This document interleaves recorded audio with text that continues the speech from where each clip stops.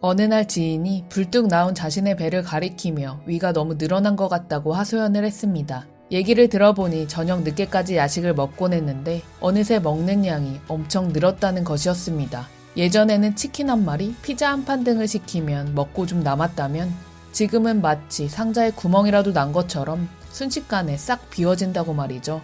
먹는 양이 부쩍 늘어났거나 먹어도 자꾸 뭔가 먹고 싶다는 생각이 든 적 있으신가요?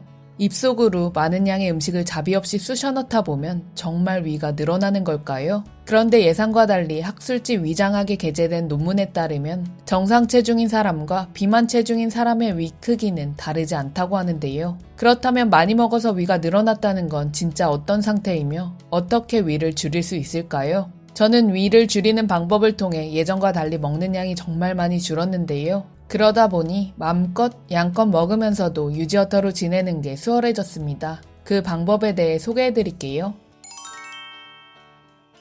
위는 신체 기관 중에 가장 신축성이 좋은 기관입니다. 먹는 양에 따라 5배까지 팽창하기도 하지만 먹은 것을 다 소화하면 다시 원래의 크기로 돌아오는 특징이 있습니다. 위의 크기가 변하는 것은 일시적인 것이며 성장이 끝난 후에 위의 크기는 거의 변하지 않는 게 일반적이라고 합니다.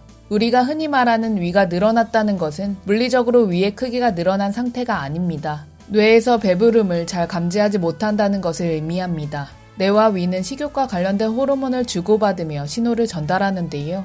위가 적당히 차면 포만감 호르몬이 뇌에 전달되고 그 이후에 배가 부르다고 느껴지는 것이죠. 배고픔을 느낄 때도 마찬가지입니다. 위에서 공복 호르몬이 뇌에 전달되면 뇌는 배고프니까 뭘 좀 먹어 라는 명령을 보내게 됩니다. 그런데 식욕 호르몬 시스템이 고장나면 먹는 양도 늘어나고 끝도 없이 먹게 되는데요.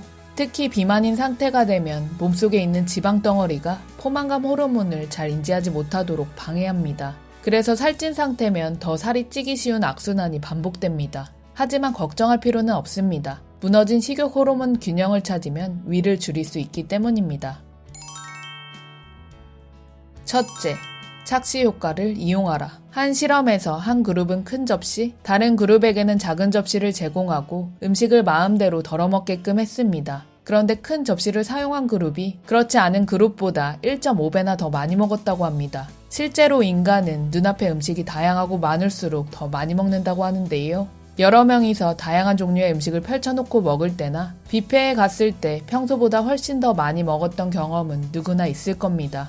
이를 증명하는 또 다른 포만감 실험에 대해 소개해드릴게요. 실험 참가자의 한 그룹은 일반 그릇에 수프를 제공했고 다른 그룹은 자동으로 수프가 채워지는 그릇에 수프를 제공했습니다. 실험 결과 조금씩 수프가 채워진다는 걸 모르고 먹은 참가자들은 일반 그릇에 수프를 먹은 참가자들보다 무려 73%나 더 많이 먹었다고 합니다. 많은 사람들이 식사를 멈출 때 배부름이 아니라 외부 신호인 빈 그릇에 의존하기 때문입니다. 이러한 배부름의 특성을 인지했다면 이걸 그저 이용하면 됩니다. 일반 그릇에 적당히 담는 것과 작은 그릇에 수북하게 담는 것, 같은 양이라도 후자가 더 배부르다고 느끼게 됩니다. 그래서 저는 어린이 식판과 작은 그릇에 수북하게 담아서 먹는 방법을 사용했습니다. 그리고 배달 음식을 먹을 때도 애초부터 덜어서 먹는 게 좋습니다. 그냥 펼쳐놓고 먹으면 평소보다 과식하기가 쉽습니다. 하지만 더 먹고 싶으면 원하는 만큼 또 덜어서 먹자라고 스스로를 설득하면 딱히 반감도 없습니다. 막상 작은 그릇에 덜어서 먹다 보면 그 양으로 충분히 배부른데요. 그럼 적당히 먹을 수 있어서 좋고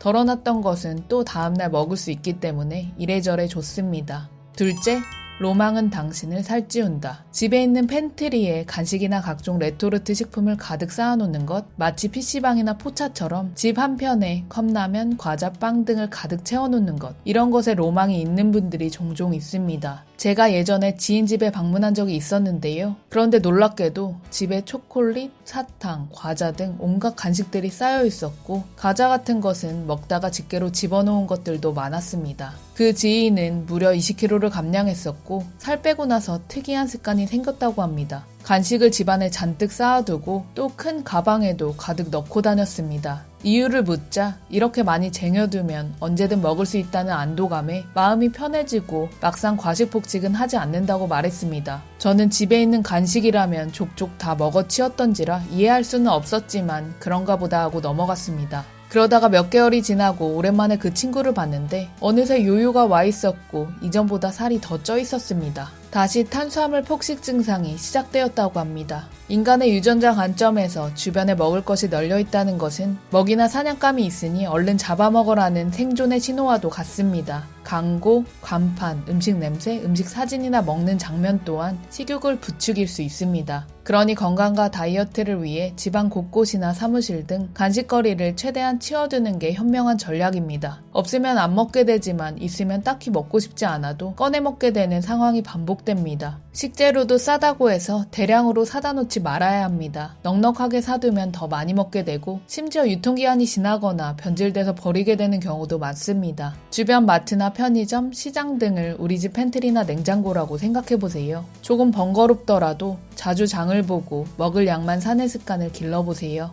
환경 설정만 제대로 해도 불필요한 식욕이 엄청나게 줄어듭니다. 티끌만한 칼로리가 모이면 태산가치 높은 뱃살을 만들지만 작은 칼로리를 줄여나가다 보면 자연스럽게 살은 빠지게 되죠. 셋째, 먹어치우지 말고 맛있게 먹고 느껴라.